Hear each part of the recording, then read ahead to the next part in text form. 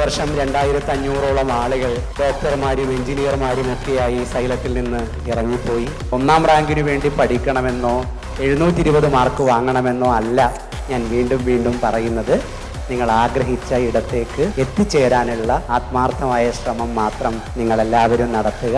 അതിനെ സെലിബ്രേറ്റ് ചെയ്യാൻ, അതിനെ കൊണ്ടാടാൻ എക്കാലവും നിങ്ങളുടെ കൂടെ ഞങ്ങളെല്ലാവരും ഉണ്ടാവും.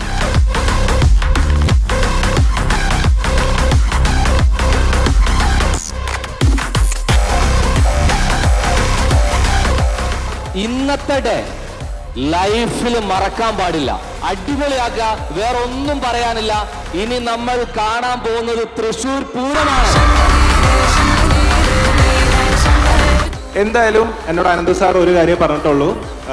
കുട്ടികളൊക്കെ നിങ്ങൾ പഠിക്കുന്ന കോഴ്സ് എനിക്കറിയാം, അത്യാവശ്യം റിസ്ക് എടുത്ത് പഠിക്കുന്നവരാണ് എല്ലാവരും. ഇന്നത്തെ ഒരു ദിവസം അവർക്ക് കൈമൈ മറന്ന് എൻജോയ് ചെയ്യണം, അതിനുള്ള പണിയെടുക്കണം എന്നാണ് എന്നോട് പറഞ്ഞിട്ടുള്ളത്.